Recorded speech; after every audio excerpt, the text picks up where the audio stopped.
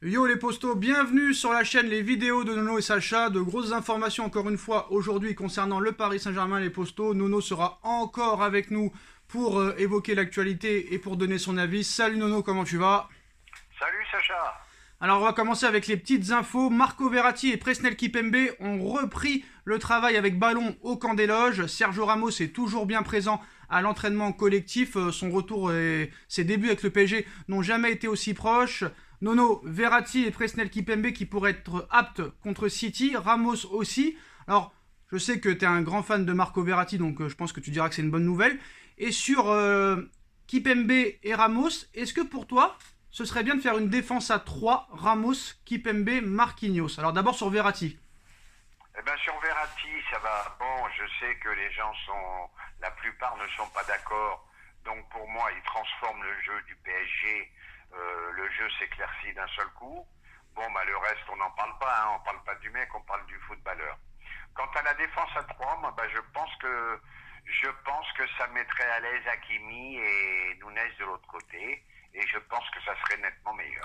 Est-ce que tu penses que malgré qu'il n'ait pas joué depuis le mois de mai, ce serait une bonne initiative et un bon choix de mettre Ramos titulaire? Pourquoi pas le mettre titulaire contre Nantes et le faire jouer titulaire aussi contre City? Eh ben, moi je serais pour. Je serais pour. C'est quand même un mec qui a de l'expérience et il doit savoir s'il est en capacité de jouer ou pas, ou peut-être même jouer qu'une seule mi-temps. Mais c'est quand même un rock et ça nous ferait pas de mal. Donc voilà, des bonnes nouvelles quand même du côté du PSG. En ce qui concerne Neymar, donc il n'y a pas d'inquiétude au sein du staff du PSG pour Neymar en vue du match contre City. Il y a eu des discussions avec la sélection du Brésil et Neymar veut absolument être là pour le match contre City. Il veut même être là contre Nantes. Il y a des signes quand même positifs qu'il soit là. Il y a des examens à venir sur son retour à Paris. Cette énième blessure de Neymar... Il est malheureux au possible. À chaque fois qu'il s'en va en Nord Sud, il se blesse. C'est inimaginable. Ouais, mais est-ce que ces blessures sont du fruit du hasard? Moi, je pense pas. Non, pas le fruit du hasard, mais malgré tout, à chaque fois qu'il s'en va, il se blesse, quoi. On est maudit comme c'est pas possible. Ouais, il se blesse souvent avec Paris aussi, hein. Oui, je suis d'accord, mais en espérant qu'il soit de retour. Alors, qu'est-ce que tu penses, avant d'évoquer les autres infos, qu'est-ce que tu penses de l'info hier de El Nacional en Espagne, comme quoi Ouais. Nasser et Paris pourraient décider de vendre Neymar l'été prochain? Moi, je veux bien, mais le vendre à qui? C'est ça le problème, c'est ça que j'ai évoqué dans ma vidéo. Le vendre à qui et à quel prix? Alors eux, ils seraient prêts à le laisser partir pour 100 millions d'euros, mais moi, comme j'ai dit hier dans ma vidéo, qui va le prendre alors qu'il n'arrive pas à faire 3 matchs sur 10 ou 3 matchs sur 6 et à 30 millions d'euros par an, qui va le prendre? Alors moi, je vais te dire sincèrement, s'ils ont un acheteur à 100 millions, il faut absolument le vendre, il faut le vendre absolument. 100 millions plus ce salaire pharaonique, il faut absolument le vendre.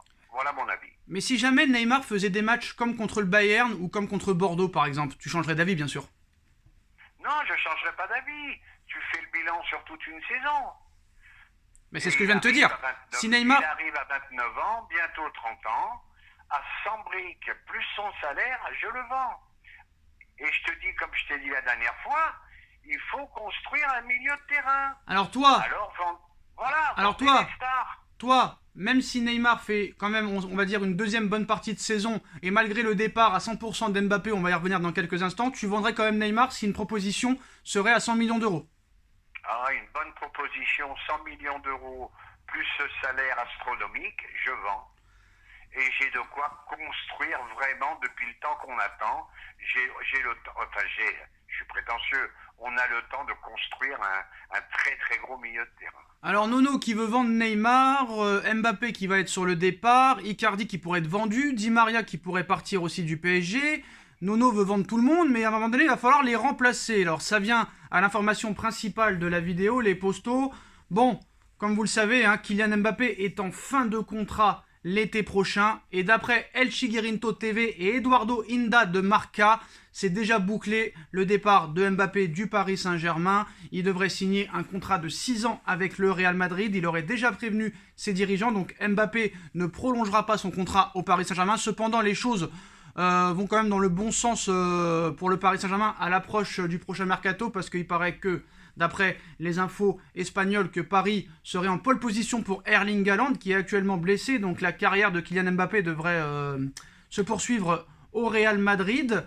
En ce qui concerne l'ultime, parce que Nono, je ne sais pas si tu as entendu parler, il y aura quand même une ultime tentative pour pouvoir le prolonger. On parle d'un salaire de 50 millions d'euros par an avec un contrat jusqu'en 2024.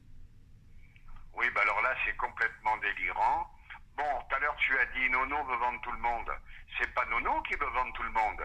C'est qu'ils veulent tous partir et qu'ils veulent pas rester. Ils veulent tous partir, il a quand même prolongé. Neymar, il a quand même prolongé jusqu'en 2025. S'il voulait partir, il n'aurait pas prolongé.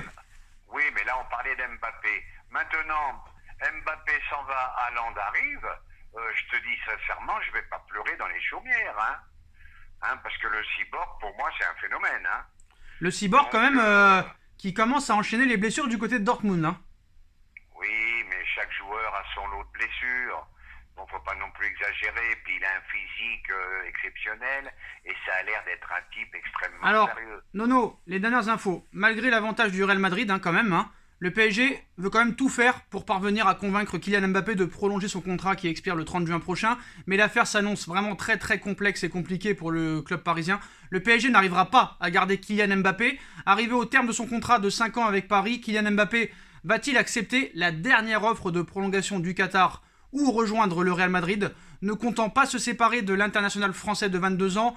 Bon, les décideurs du club de la capitale sont prêts à faire de lui le joueur le mieux rémunéré des 5 grands championnats européens, avec un salaire de 50 millions d'euros sur la base d'un nouvel engagement de 2 ans, soit jusqu'en juin 2024. Toutefois... Sacha, attendez. Je veux pas te décevoir. Je sais que tu serais déçu si Mbappé s'en va, mais c'est fini l'histoire. Le mec, son rêve, c'est plus une question d'argent. Il est multimillionnaire déjà. Son rêve, c'est de jouer au Real. Et alors, moi je te dis, je suis prêt à signer, je suis prêt à parier. Point final, fin de saison. Et il va essayer de faire pour le mieux pour finir la saison. Alors Nono, ce serait intéressant de me laisser finir l'argument. Donc toutefois, le média de l'équipe Arnaud Herman assure que l'ancien monégasque semble avoir pris déjà sa décision. Il nous dit: le PSG n'arrivera pas à garder Mbappé. Je pensais qu'il allait rester cette saison et prolonger de 2 ans pour être à Paris lors du Mondial 2022. Tout cela avant un départ en 2023. Tout le monde aurait été content, le Qatar, le PSG. Mais avec tout ce qui s'est passé l'été dernier et la violence des propos de Mbappé contre Leonardo, je pense que Mbappé va partir. Mbappé a envie de partir, même si son clan essaye de mettre les formes. Les dernières semaines ne sont pas propices à une prolongation, a-t-il expliqué sur le plateau de l'équipe du soir. Donc une nouvelle qui ne réjouit pas du tout aussi le FC Barcelone, parce que le Barça ne veut pas voir Mbappé au Real Madrid. On a vu que le vice-président du FC Barcelone, l'ancien vice-président du Barça, Johan Gaspard, espère que l'émir du Qatar va parvenir à faire une proposition hors norme à Kylian Mbappé afin de l'empêcher de rejoindre le Real à la fin de saison. Il nous dit: je crains que cela arrive car il est l'un des meilleurs joueurs du moment. Je souhaite que l'émir du Qatar mette sur la table ce que personne ne peut mettre et qu'il prolonge avec le PSG plusieurs années, a indiqué l'homme d'affaires espagnol sur les ondes de Marca. Donc le PSG est donc prévenu. Donc de toute façon, apparemment, même Eduardo Inda sur Marca annonce que Mbappé aurait déjà prévenu tous les dirigeants parisiens qu'il partait l'été prochain et qu'il ne prolongerait pas. Donc ton avis précis là-dessus? Eh ben Sacha, encore une fois, au risque de te décevoir, l'histoire se termine fin juin. Voilà. Mbappé ne restera pas Mbappé ne restera pas au PSG. Voilà. J'en suis sûr et certain. Moi, j'avais une question. Quand Doha refuse les 200 millions de Pérez, est-ce que dans leur tête, ils sont tellement confiants qu'ils se disent « Non, je les refuse, j'ai pas besoin d'argent. Au pire, j'essaie de le prolonger. Et au pire, je le garde une année de plus. C'est pas grave s'il part gratuit. J'ai pas besoin d'argent. » Je pense qu'ils ont cru le prolonger 1 ou 2 ans de plus. Et ils se sont bien plantés. Et comme je t'ai dit, je m'excuse de toujours répéter les mêmes phrases. Il fallait le vendre à 200 boules, tu le vendais. Qu'est-ce qu'ils ont attendu? Là, le mec, il va partir. Il va partir pour rien du tout. Et on est dans la merde et il faut trouver l'équivalent. Alors imagine-toi un peu la difficulté de la chose. Donc, grosse erreur des Qataris. Alors, Voilà, on crache pas sur 200 boules. alors, C'est pas possible. alors, maintenant que Mbappé à 100% partira au Real Madrid, d'ailleurs tu nous avais dit que même une arrivée de Zidane ne changerait rien, on est bien d'accord? Je suis d'accord. Donc, Mbappé sur le départ du Real, tu vendrais Neymar. Di Maria peut-être ne renouvellera pas, donc il pourrait partir aussi. Et Icardi pourrait être vendu. Donc pour l'instant, le PSG veut envoyer du lourd pour convaincre Erling Haaland l'été prochain. Il serait prêt à lui proposer un salaire entre 38 et 42 millions d'euros. Donc on connaît un petit peu hein, la connexion Mino Raiola-Leonardo. Hein, ça a déjà fait ses preuves avec Donnarumma, Ibrahimovic, Van der Wilde, Areola, Verratti, Matuidi. Sans oublier aussi le dossier Paul Pogba. Et pour Haaland, Paris est prêt à envoyer du très très lourd. Ils sont disposés à lui offrir un contrat de 5 ans et un salaire assorti entre 38 et 42 millions d'euros sans compter les primes. Donc Paris mise encore une fois sur le seul argument qu'ils ont, l'argument financier. Reste à savoir si maintenant cela sera suffisant hein, parce que la Ligue 1 elle fait pas vraiment partie des championnats les plus sexy aux yeux du grand blond. Alors est-ce que déjà tu valides la piste à Haaland pour remplacer Mbappé? Est-ce que pour toi c'est le meilleur choix réellement? Si tu as un autre choix, tu nous le dis clairement. Peut-être que tu trouves qu'il y a un joueur comme Salah peut-être ou Mané ou Dybala qui sont meilleurs que lui. Mais est-ce que pour toi, Haaland doit être la priorité pour remplacer Mbappé? Absolument. Et je vais peut-être te surprendre. Haaland Mbappé, il y a match. Attends, je sais que je vais en faire hurler quelques-uns, mais pour moi, Haaland Mbappé, il y a match. Est-ce que tu penses que Haaland est meilleur que Mbappé? Je n'irai pas jusqu'à là, je te dis et je te répète, il y a match. Parce que Haaland, pour défendre Haaland, hein, Haaland n'a jamais eu les joueurs que Mbappé a eu au PSG ou en équipe de France. Voilà, tout à fait. Et pourtant, Haaland, sur les 67 derniers matchs, c'est 67 buts. Donc pour toi, il n'y a pas mieux que Haaland pour remplacer Mbappé? Ah non, c'est le meilleur choix possible. Donc maintenant, bon, c'est très bien toutes ces infos. Maintenant, la question qu'on se pose, c'est bien, admettons que tu remplaces Haaland par Mbappé, enfin que tu remplaces Mbappé par Haaland, c'est très bien, mais si tu vends Neymar, si Di Maria s'en va, si Icardi s'en va, ces trois joueurs-là, tu les remplaces par qui? Moïse Kean, Kalimundo, tu prends... Non, je m'excuse, je t'interromps. À un moment donné, Nono, je t'aime bien, mais Nono, Tu vendais Mbappé, tu prenais 200 boules et t'achetais des grands joueurs. Oui, mais ça c'est du passé, l'histoire... Bah oui, mais l'histoire est faite. Faut penser au futur. Je te dis, admettons, Nono, tu es à l'été 2022. Mbappé s'en va gratuitement. Tu veux vendre Neymar. Di Maria s'en va, Icardi s'en va. Tu les remplaces par qui? Eh ben, je vais te dire qui j'achète. Moi, j'achète déjà Riyad Mahrez. Alors, malheureusement, il y a un problème. Aucun joueur de City n'ira à Paris et jamais un joueur de Paris n'ira à City. Problème géopolitique. Et ça, tu le sais très bien. Donc, tu as des joueurs comme Dybala qui seront libres. Tu as des joueurs comme Salah, Mané qui seront à 1 an de la fin de leur contrat à Liverpool. Ouais, mais ils sont invendables. Alors pourquoi ils sont invendables? Pourquoi? Parce qu'ils sont bien où ils sont. D'accord. Voilà pourquoi ils sont Alors tu te trompes, Nono, parce que déjà ils seront à 1 an de la fin de leur contrat. Ouais. Donc s'ils ne prolongent pas, Liverpool, c'est pas le PSG, ils vont faire tout pour les vendre déjà. On sait que Paris a une grande estime pour Salah. Ouais. À un moment donné, Nono, ils sont pas invendables. Personne n'est invendable. Hein. Oui, on l'a vu. Donc pour toi, qui peut remplacer Di Maria, un Moïse Kean, un Dybala, un Salah, un Mané, un Gnabry? Oublie Dybala, pour moi c'est une truffe. Dybala, c'est une truffe. Dybala, tu rayes. Moi, tu m'achètes Salah, qui pour moi fait partie du top 3 en ce moment. Bon, une ligne d'attaque, Haaland, Salah. Le troisième, je l'ai pas en tête. C'est Messi, ton meilleur joueur. C'est Messi, ton joueur préféré, apparemment. Et Messi qui est encore là. Donc, tu as une équipe qui a de quoi faire. D'accord. Mais je m'excuse, Sacha. J'insiste encore. Il faut un gros milieu de terrain défensif. Bon, c'est bien beau ton milieu de terrain, mais là, vraiment, tu me convaincs pas, là. Tu me convaincs pas. T'achètes Salah, t'achètes Haaland et c'est tout, quoi. C'est tout.